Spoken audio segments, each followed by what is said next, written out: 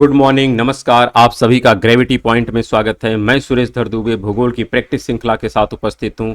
यह प्रैक्टिस श्रृंखला विशेष तौर पर टीजीटी, पीजीटी, यूजीसी एवं असिस्टेंट प्रोफेसर 2023 को ध्यान में रख करके तैयार की गई है। आज का जो एपिसोड है यह भी जियोमॉर्फोलॉजी से संबंध रखने वाले प्रश्नों पर आधारित है, जिसके अंतर्गत कुछ प्रमुख भू आकृति या हम कह सकते हैं लैंड फॉर्म और इसके अलावा कुछ सिद्धांतों की चर्चा करेंगे। चैनल को सब्सक्राइब, लाइक एवं शेयर करने के लिए आप सभी का धन्यवाद।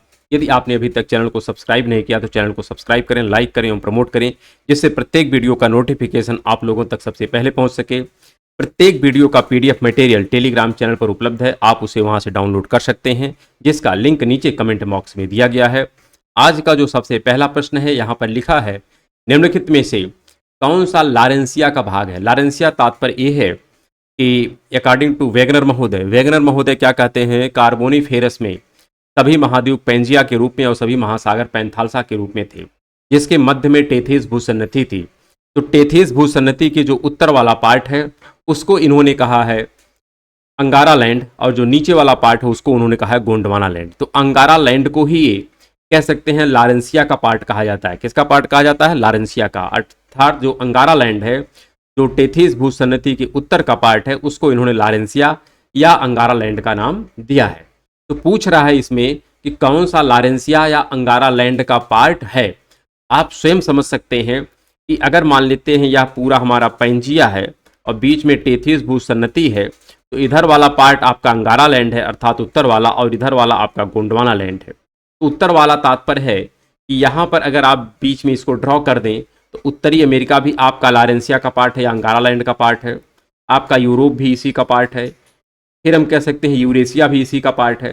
तो इस आधार पर आप जब चाइना को यहाँ पर देखेंगे तो चाइना पूर्णतः जो है यह किसका पार्ट है?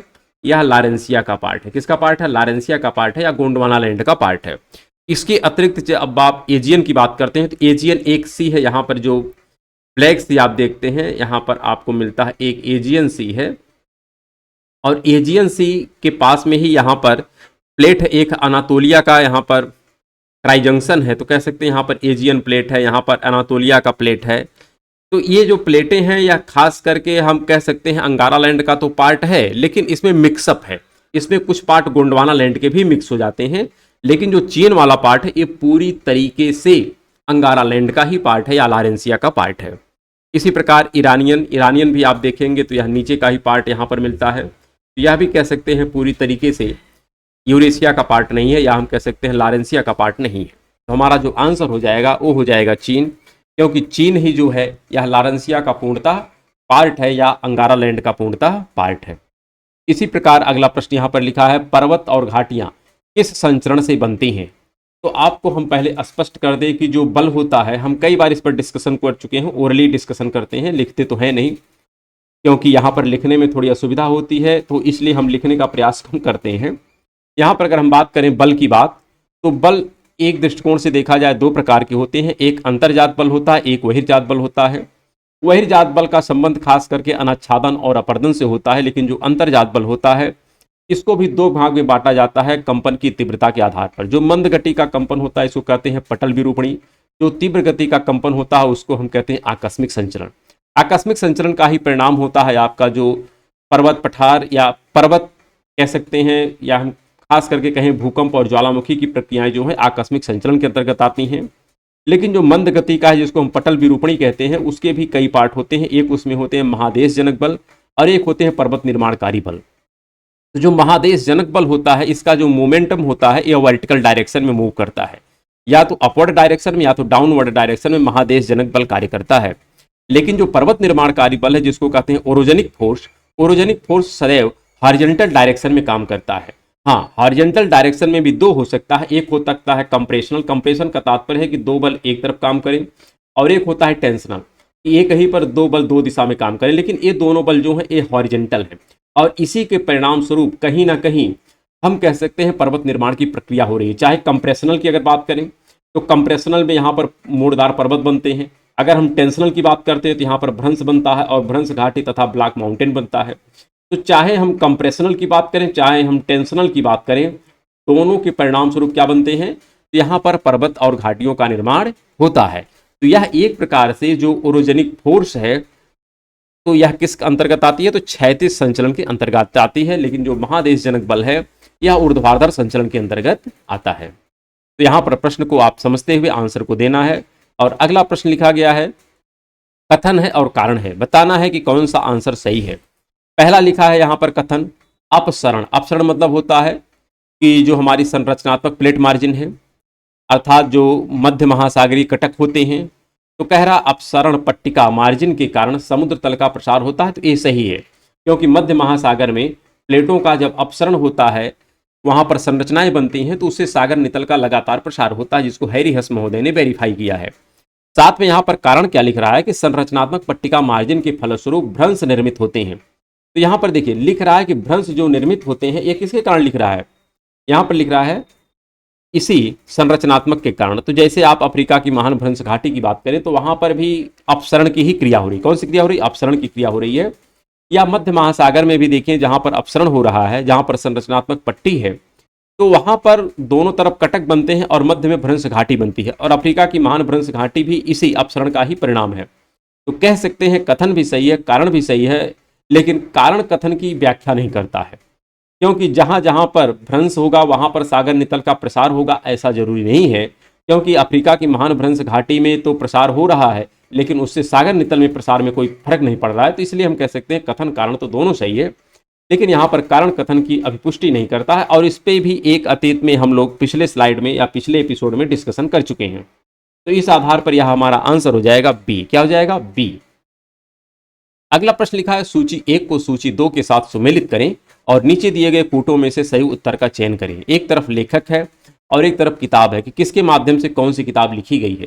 तो यहाँ पर आपको कुछ स्पष्टता होनी चाहिए कि कौन सी किताब किसके द्वारा लिखी गई है। अगर हम एक किताब की सिर्फ यहाँ पर बात करें, जो डेविस महोदय हैं, कौन से हैं, डेविस महोदय, विलियम मॉरिस डेविस महोदय जो हैं, इनके माध्यम से जो किताब लिखी गई उस किताब का नाम है द जियोमॉर्फोलॉजिकल या द जियोमॉर्फोलॉजिक साइकिल। यह किसके माध्यम से लिखी गई है, तो कह सकते हैं डेविस महोदय के द्वारा लिखी गई है। अगर हम इसका तात्पर्य जो है बी वाले का क्या है, फोर मिलान है, तो बी वाले का फोर मिलान यहाँ पर देखिए, यहाँ पर भी मिल रहा है, यहाँ पर भी मिल रहा है।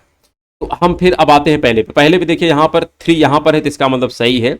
इसका तात्पर्य है के डब्ल्यू वटजर, ये तीसरा, ये सही है, इसमें कोई डाउट नहीं, क्योंकि हमारा ये वाला स्पष्ट है कि डेविस महोदय का जो कॉन्सेप्ट है यह साइकिल से है, जियोमॉर्फो साइकिल से संबंध है। तो यह चौथा तो स्पष्ट, इसमें कोई डाउट ही नहीं है। तो इस आधार पर हम कह सकते हैं हमारे पास 2 ऑप्शन मिलता है, ए और डी। तो यहाँ पर दोनों का जो पहला वाला ऑप्शन है 3 है, तो इसलिए दोनों होंगे। लेकिन अब हम अगले की चर्चा करते हैं। तो अगले में आप देखिएगा जो सी इम्बलेटन है, सी इम्बलेटन का जो संबंध है ये किससे, प्रोसेस इन जियोमॉर्फो, यहाँ से प्रोसेस इन जियोमॉर्फोलॉजी से है। और इसी प्रकार जी थॉर्सन महोदय की जो पुस्तक है उसका नाम है जियोमॉर्फोलॉजी एंड टाइम। तो इस आधार पर जो हमारा आंसर हो जाएगा वह हो जाएगा डी। अगला प्रश्न लिखा है, नीचे 2 कथन दिए गए हैं, एक को अभिकथन है अर्थात कथन और कारण है, और बताना है कि कौन सा यहाँ पर आंसर सही होगा। लिखा है प्राचीन पर्वतमालाओं के अवशेष कठोर पिंडों के कुछ भागों में स्थित होते हैं। तो ये सही है, इसमें कोई डाउट नहीं है। तो जो प्राचीन पर्वतमालाओं के अवशेष है कठोर पिंडों के अंतर्गत विद्यमान है, ये सही है, इसमें कोई डाउट नहीं है। फिर लिखा है कठोर पिंड क्षेत्रों में प्राचीन पर्वतमालाएं मुलायम अवसादी चट्टानों से निर्मित होती हैं। तो भाई जो कठोर चट्टानों के मध्य में प्राचीन पर्वतमालाएं हैं, ये जिसमें स्थित रहेंगी वो क्या है, मुलायम संरचनाएं हैं, तभी तो कठोर पिंड के अंदर वो सुरक्षित हैं। तो इस आधार पर कह सकते हैं दोनों हमारे स्टेटमेंट सही हैं, अर्थात कथन भी सही है और कारण भी सही है। और यहाँ पर व्याख्या की तो कोई बात ही नहीं है, तो इसलिए हमारा आंसर जो हो जाएगा वो हो जाएगा बी। अगला प्रश्न यहाँ पर लिखा है, अर्थात यहाँ पर दोनों सही हैं। अगला लिखा है, नीचे 2 कथन दिए गए हैं, कथन और कारण हमको बताना है कि कौन सा आंसर सही होगा। कथन लिख रहा है मैग्मा अपवर्तक पटल, अपवर्तक मतलब होता है अपसारी प्लेट किनारा, अर्थात रचनात्मक प्लेट किनारा। यहाँ पे कह रहा है अपवर्तक पटल सीमा रेखा पर निस्तृत होता है। तो स्वाभाविक सी बात है, जहाँ पर अपसारी प्लेट किनारा है, जहाँ से प्लेटें एक दूसरे से दूर होती हैं, उसकी सीमा से जो मैग्मा निकलता है वह बसाल्ट टाइप का मैग्मा होता है, तरल टाइप का मैग्मा होता है, यह निकलता है। ये सही है, इसमें कोई डाउट नहीं है। और फिर क्या लिख रहा है, कारण ऊर्ध्वगामी मैग्मा संरचनात्मक पटल सीमा पर अपवर्तिक पटल के शीर्ष पर पहुंच जाता है। इसका तात्पर्य है कि जो अगर मान लेते हैं कि 2 प्लेटें हैं, दो प्लेट का तात्पर्य कि प्लेट एक ही था, लेकिन प्लेट का यहाँ से बीच से भी खंडन हो गया, ऐसे हो गया। तो यहाँ से जो मैग्मा निकल रहा है, यह मैग्मा ज़्यादा तरल है, तो मैग्मा का पूरा प्रसार हो जाता है, पूरा मैग्मा ऐसे फैल जाता है। तो यही लिख रहा है कि जो मैग्मा निकलता है ऊर्ध्वगामी, जो मैग्मा संरचनात्मक पटल सीमा से निकलता है, यह अपवर्तिक पटल के शीर्ष पर पहुंच जाता है। शीर्ष मतलब यहाँ तक आ जाता है, यह मैग्मा पूरे प्लेट पर फैल जाता है। तो यही कह रहा है कि जो संरचनात्मक प्लेट किनारा है, वहां से निकलने वाला जो मैग्मा होता है, जो क्षारीय होता है, तरल होता है, यह अपवर्तिक पटल के शीर्ष तक पहुंच जाता है। तो ये सही है, अर्थात यहां पर हम कह सकते हैं कथन भी सही है, कारण भी सही है, और कारण कथन की अभिपुष्टि भी करता है। तो हमारा आंसर हो जाएगा ए। अगला प्रश्न लिखा है, निम्नलिखित पठारों में से किसे अंतर पर्वतीय पठार माना जाता है? तो सबको पता होगा जो तिब्बत का पठार है, यह एक अंतर पर्वतीय पठार है। इसके पीछे कारण ये है कि यह चारों तरफ से पहाड़ों से घिरा हुआ है। इसके एक तरफ हिमालय मिलेगा, इसके एक तरफ कुनलुन मिलेगा, तो एक तरफ हिंदकुश मिलेगा, तो सुलेमान मिलेगा। तो हम कह सकते हैं कि तिब्बत के पठार के चारों तरफ कोई न कोई पर्वत श्रेणियां विद्यमान है, अर्थात यह पर्वतों से घिरा हुआ पठार है, और इसी आधार पर इसको कहते हैं अंतर पर्वतीय पठार। आंसर हमारा हो जाएगा बी। अगला प्रश्न लिखा है, सहारा रेगिस्तान के पूर्वी भाग में उत्तर पूर्व तथा पूर्व दिशा से पश्चिम दिशा में चलने वाली जो गर्म तथा शुष्क, अर्थात ये कह रहा है कि इस क्षेत्र से जो हवा चल रही है और इस क्षेत्र में चल रही है, किस क्षेत्र में, इस क्षेत्र में जो हवा चलती है, इस हवा को क्या नाम देते हैं? तो इसको कहते हैं हरमट्टन, और साथ में इसको कहते हैं डॉक्टर विंड।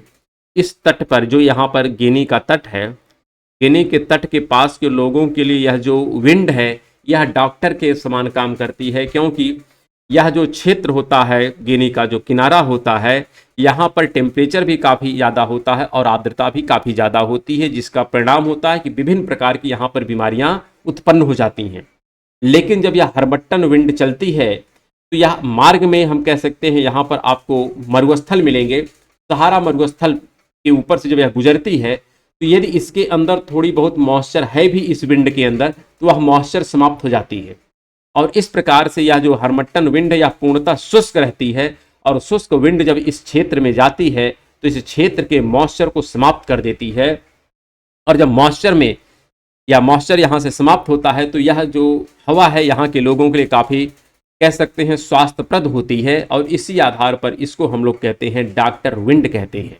तो हरमट्टन को ही कहते हैं डॉक्टर विंड। इसी आधार पर जो अन्य विंड है, इसके विषय में आप चाहे तो जानकारी यहाँ पर देख सकते हैं। जैसे 22 है, तो 22 कहाँ चलती है? फ्रांस में चलती है। हबूब जो है, यह दक्षिणी सहारा अर्थात ये सूडान वाले क्षेत्र में चलती है, यहाँ पर जो चलती इसका नाम है हबूब है। इसी प्रकार जो गिबली है, तो गिबली आपकी चलती है लीबिया में। कहाँ चलती है? लीबिया में।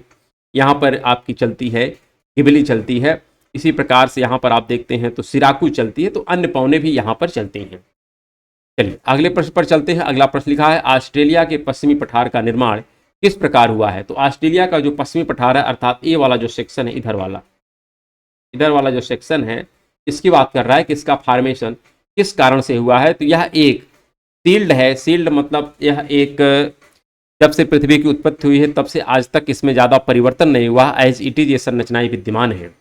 तो इसी आधार पर जैसे हम कह सकते हैं कनाडा की हाई जो उच्च भूमि है, तो वह भी एक कैनेडियन सील्ड है, तो वह भी एक पठार का ही रूप है। तो इस आधार पर हम कह सकते हैं जो प्राचीनतम संरचनाएं अभी भी मेरे पास विद्यमान है धरातल पर, वह एक प्रकार से पठारी रूप में विद्यमान है, और इसी का एक हमारे सामने उदाहरण है ऑस्ट्रेलिया का पश्चिमी पठार, जो एक सील्ड है। क्या है? सील्ड है। अगला प्रश्न है, सान का पठार। सान का पठार, इसके विषय में बताना कहाँ पर है, आपको स्पष्ट होना चाहिए। ये देखिए सान का पठार है, और ये कहाँ पर है? तो म्यांमार में है। कहाँ पर है? म्यांमार में है। तो म्यांमार में स्थित है हमारा स्यान का पठार। इसी प्रकार अगला लिखा है, निम्नलिखित में से मरुस्थल तथा देश महाद्वीपीय का कौन सा युग्म सही नहीं? अर्थात यहाँ पर सभी सही है, सिर्फ एक गलत है, और वही बताना है कौन सा गलत है। जैसे आटाकामा मरुस्थल तो दक्षिणी अमेरिका में है, अर्थात पेरू और चिली के तट पर ही आपको मिलता है। तो यह सही है, इसमें कोई डाउट आपको नहीं होना चाहिए। और हमको गलत का चयन करना है। किसका चयन करना है? गलत का। फिर लिखा है गोबी का मरुस्थल, तो केंद्रीय एशिया के भाग में पाया जाता है। ये भी ठीक है, क्योंकि मंगोलिया वाले पार्ट में आपका ये गोबी का मरुस्थल पाया जाता है। जो सोनोरन का मरुस्थल है, यह पश्चिमी एशिया में नहीं पाया जाता, बल्कि यह पाया जाता है उत्तरी अमेरिका के यूएस वाले सेक्शन में। तो कह सकते हैं यही मिलान हमारा गलत है, और गलत होने के कारण यही हमारा आंसर होगा। और साथ में लिखा है ग्रेट विक्टोरियन मरुस्थल, यह ऑस्ट्रेलिया में है। कहाँ पर है? ऑस्ट्रेलिया में है। तो यहाँ पर 3 सही है, सिर्फ सोनोरन जो है गलत है, क्योंकि यह पश्चिमी एशिया में नहीं बल्कि कहाँ पर है? यूएसए में पाया जाता है। अगला प्रश्न यहाँ पर लिखा है एक तरफ मतलब 2 सूचियां हैं, दोनों को मिलान करना है कि कौन सा मरुस्थल किस राष्ट्र में है या किस क्षेत्र में है। जैसे लिखा है मंगोलिया, तो मंगोलिया में कौन सा मरुस्थल है? तो गोबी का मरुस्थल है। भारत में थार का मरुस्थल है, तो गोबी यहाँ पर है, थार का भारत में है। अर्जेंटीना में जो है यह पैटागोनिया है, पैटागोनिया का पठार। और चिली में जो है यह है अटाकामा का पठार। इस आधार पर हम आंसर को दे सकते हैं और हमारा आंसर हो जाएगा 1432 1432 अर्थात हमारा सी वाला आंसर सही हो जाएगा। अगला लिखा है एक तरफ कथन है और एक तरफ कारण है।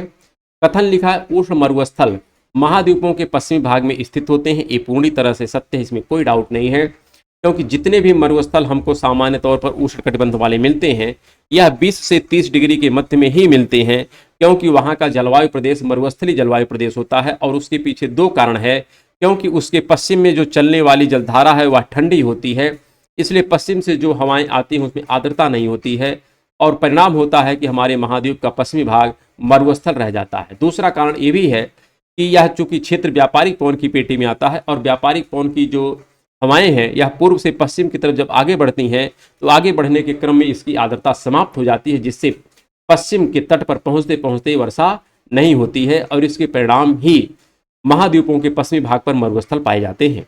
इस आधार पर हम कह सकते हैं जो यहाँ पर कारण लिखा है उष्णकटिबंधीय क्षेत्रों में वर्षा पूर्व से पश्चिम की ओर घटती जाती है, क्योंकि इन क्षेत्रों में व्यापारिक पवनें चलती हैं। तो ये भी सही है, कथन भी सही है, कारण भी सही है। और कारण जो है कथन की अभिपुष्टि भी करता है, जिसके कारण महाद्वीपों के पश्चिमी भाग में मरुस्थल पाए जाते हैं। तो इस आधार पर जो हमारा आंसर हो जाएगा वह आंसर हो जाएगा ए। क्या हो जाएगा? ए। अगला प्रश्न लिखा है निम्नलिखित में से कौन लावा पठार नहीं है? अर्थात यहाँ पर सभी पठार लावा से निर्मित हैं, सिर्फ एक ही ऐसा पठार है जो लावा से निर्मित नहीं है, और इसी के विषय में बताना है कौन सा नहीं है। तो उसका नाम है ड्रैकेंसबर्ग। क्या है? ड्रैकेंसबर्ग। और ये कहाँ पर है? तो कह सकते हैं दक्षिण अफ्रीका का एक उच्च ज्वालामुखी पर्वत है। तो ड्रैकेंसबर्ग क्या है? यह दक्षिण अफ्रीका में स्थित है और उच्च ज्वालामुखी पर्वत है। इसके अतिरिक्त अगर हम आर्मेनिया की बात करें, पराना की बात करें या कोलंबिया की बात करें, तो ये सब लावा निर्मित पठार हैं। कैसे हैं? लावा निर्मित पठार हैं। तो इस आधार पर हमारा पर्टिकुलर आंसर जो है वो है डी। क्या हो जाएगा? डी। अगला लिखा है भारतीय प्लेटों अर्थात पठार का अस्तित्व। प्लेटू यहाँ पर लिखा है, प्लेटो नहीं, ध्यान रखिएगा, इंग्लिश में इसको कहते हैं प्लेटू। तो यहाँ पर थोड़ा सा ए मतलब एज इट इज ऐसे ही लिखा है, लेकिन फिर भी इसको ध्यान रखिएगा, ये प्लेटू है। प्लेटू मतलब होता है पठार, या प्लेट नहीं है। या क्या है? प्लेटू का अस्तित्व किसका कारण है? तो भारत का जो पठार है या किसके परिणाम स्वरूप बना है इसके विषय में पूछ रहा है। यह उन्मज्जन का परिणाम है। किसका है? उन्मज्जन का परिणाम है। निमज्जन से पार्ट नीचे चल जाता है और संपीड़न से जो है बलित पर्वत बनते हैं, लेकिन जो पठार बना है भारत में यह किससे बना है? तो उन्मज्जन के परिणाम स्वरूप बना है। अगला प्रश्न यहाँ पर लिखा है टर्की में अनातोलिया का जो अंतरा पर्वतीय पठार पर्वत श्रेणियों के मध्य स्थित है। किसके मध्य में स्थित है टर्की का अनातोलिया का पठार? यही पूछ रहा है, क्योंकि यहाँ पर देखिए अतीत में क्या है, बहुत भीषण भूकंप आए हैं जैसा आप लोग जानते होंगे, और इसके परिणाम स्वरूप काफ़ी ज़्यादा तबाही आपके टर्की में देखने को मिली है। तो खैर यहाँ पर ट्राई जंक्शन है, अनातोलिया का पठार है, एजियन प्लेट है, और एक तरफ आप देखते हैं मिस्र की जो प्लेट आती है। तो कई प्लेटों का वहाँ पर ट्राई जंक्शन है, जिसके परिणाम स्वरूप यहाँ पर लगातार भूकंप आते रहते हैं। तो यहाँ पर कौन सी पर्वत श्रेणियाँ हैं? तो पोंटिक एवं टारस पर्वत श्रेणियाँ हैं। अगला लिखा है निम्न में से कौन सा पठार लावा द्वारा निर्मित नहीं है? बताना है कौन सा पठार लावा द्वारा निर्मित नहीं है। तो यहाँ पर जो पेंटागोनिया का पठार है, यह पेंटागोनिया का जो पठार है यह लावा से नहीं निर्मित है, बल्कि यह गिरिपदीय क्षेत्र है। क्या है? गिरिपदीय पठार है। गिरिपदीय मतलब होता है पर्वत के पद क्षेत्र में यह पाया जाने वाला पठार है। इसके अतिरिक्त चाहे ब्राजीलियन का पठार हो, चाहे दक्कन का पठार हो, चाहे कोलंबिया का पठार हो, ये सब लावा द्वारा निर्मित संरचनाएं हैं। लेकिन पेंटागोनिया का जो पठार है जो आपको मिलता है अर्जेंटीना के पास, यह एक पर्वतपदीय क्षेत्र में स्थित है। और कौन सा पर्वत वहाँ पर मिलता है? तो एंडीज पर्वत मिलता है। तो इस आधार पर हमारा आंसर हो जाएगा सी। अगला प्रश्न लिखा है पेडिमेंट संरचना के पार्श्विक समतलन सिद्धांत का प्रतिपादन किसके द्वारा किया गया? वैसे पेडिमेंट की जो संरचना है यह खास करके सेमी एरिड रीजन में मिलती है, और एक होता है पीडमांट, और पीडमांट भी हम कह सकते हैं जैसे बजादा है, तो जहाँ पर भी सेमी एरिड रीजन होता है वहाँ पर इस संरचनाएं पाई जाती हैं। इसके विषय में हम अलग से एपिसोड में चर्चा करेंगे जब लैंड फार्म की हम कंप्लीट चर्चा करेंगे। लेकिन इस सिद्धांत का जो प्रतिपादन है किसके द्वारा किया गया है, तो जोको गिलबर्ट महोदय के द्वारा किया गया। किसके द्वारा किया गया है, तो जोको गिलबर्ट महोदय ने पेडिमेंट संरचना के पार्श्विक समतलन सिद्धांत का प्रतिपादन किया है। तो इस आधार पर हमारा जो आंसर हो जाएगा वो हो जाएगा बी। क्या हो जाएगा, बी। अगला लिखा है भावर। भावर मतलब होता है भावर क्षेत्र और तराई क्षेत्र।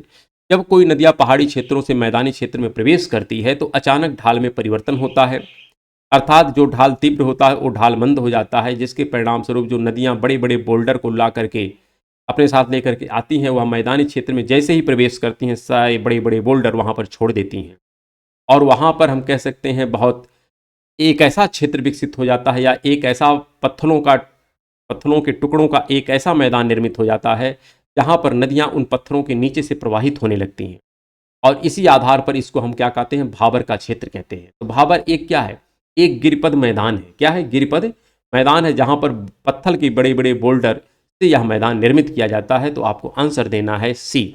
यह क्या है, एक गिरिपद मैदान है। इसी प्रकार अगला प्रश्न लिखा है, निम्नलिखित में से कौन सा कथन सत्य नहीं है, अर्थात सभी सत्य है सिर्फ एक असत्य है। आपको स्पष्ट होना चाहिए कि जो एक प्लेन है, एक प्लेन जो है यही प्लेन आपका असत्य लिखा है, क्योंकि लिखा है यह हिमानी अपर्दन द्वारा निर्मित है।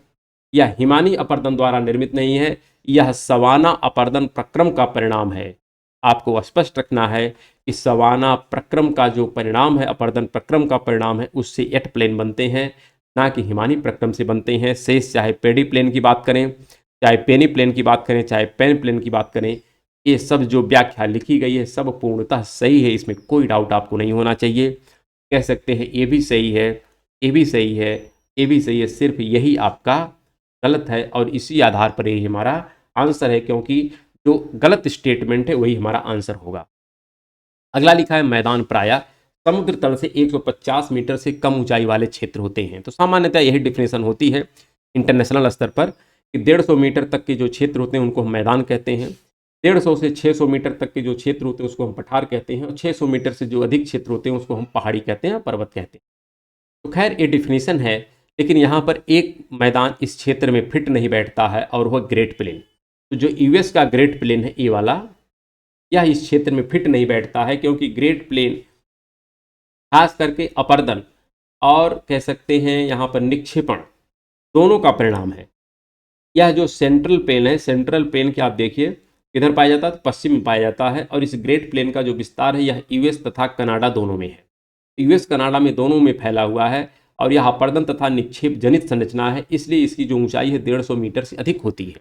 इसके अलावा चाहे आप भारत का विशाल मैदान देख लें, या उत्तर चीन का मैदान, या सिंधु गंगा का मैदान, या सिंधु का जो मैदान है, ये सब जो मैदान है ये केवल निक्षेप जनित है। कैसे है, निक्षेप जनित है। लेकिन जो संयुक्त राज्य अमेरिका का ग्रेट प्लेन है यह अपर्दन तथा निक्षेप जनित है, इसलिए इसकी ऊंचाई 150 मीटर से अधिक हो जाती है, और इसी आधार पर यह हमारा आंसर हो जाएगा।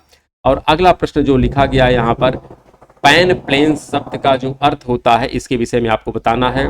तो पैन प्लेन जो शब्द है क्या है, बाढ़कृत मैदानों को जोड़ने से निर्मित मैदान है। अभी अभी हम लोग अतीत में एक प्रश्न में देखे हैं, यहाँ पर आप प्रीवियस प्रश्न में जाइए, यहाँ पर लिखा है पैन प्लेन। तो पैन प्लेन की यह पूरी परिभाषा है, और यही लिखा गया है कि जिसका निर्माण बाढ़ के मैदानों के क्षैतिज अपर्दन के कारण हुआ है। बाढ़ के मैदानों से इसका संबंध है, अर्थात बाढ़कृत मैदानों को जोड़ने से निर्मित जो मैदान होता है उसी को हम क्या कहते हैं, पैन प्लेन कहते हैं। और अगला प्रश्न लिखा है, निम्नलिखित में से कौन सा अनाच्छादन प्रक्रम का उदाहरण नहीं है। बताना है कौन सा अनाच्छादन प्रक्रम का उदाहरण नहीं है। तो अनाच्छादन में क्या निक्षेपण होता है, क्या निक्षेपण अनाच्छादन का प्रक्रम नहीं है, बल्कि निक्षेपण क्या है, एक प्रकार से निक्षेप जनित संरचना है। बल्कि जो अनाच्छादन में है तो अनाच्छादन में अपक्षयन, अपर्दन और बृहद क्षरण आता है। अनाच्छादन संयुक्त प्रक्रम है किसका, अपक्षयन, अपर्दन और बृहद क्षरण का। आपको स्पष्ट रखना है कि जो निक्षेपण है यह अनाच्छादन का पार्ट नहीं है, और इसी आधार पर हमारा आंसर जो हो जाएगा वो हो जाएगा डी। अगला लिखा है, निम्नलिखित में से कौन सी प्रक्रिया चट्टानों के पुनर्वृत्तिक गीलेपन और सूखने के कारण होती है। तो यहाँ पर जो स्लैकिंग की कह सकते हैं प्रक्रिया है, या स्लैकिंग की ही जो स्थिति है यह क्या कहलाती है, तो यहाँ पर पुनर्वृत्तिक गीलेपन और सूखने के कारण होती है। अर्थात बार बार जब कोई पिंड सूखता है और भीगता है, गीला होता है, सूखता है, तो उसका परिणाम होता है स्लैकिंग। क्या होता है? स्लैकिंग। तो इस आधार पर हमारा जो आंसर हो जाएगा वो हो जाएगा ए। अगला प्रश्न लिखा है, निम्नलिखित प्रक्रियाओं में से कौन सी एक अनुक्रमिक प्रक्रिया, अनुक्रमिक मतलब जो अनवरत चलती रहती है, लगातार चलती रहती है, तो वह प्रक्रिया है अपर्दन।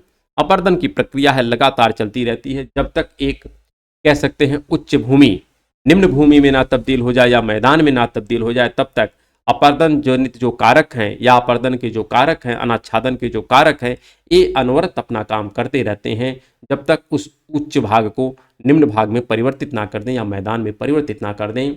और इसी आधार पर हमारा जो आंसर हो जाएगा वो हो जाएगा डी। इसी के साथ आज का जो एपिसोड है इसको हम यहीं पर विराम देते हैं। कल हम लोग पुनः एक नए एपिसोड में मिलते हैं। तब तक के लिए नमस्कार।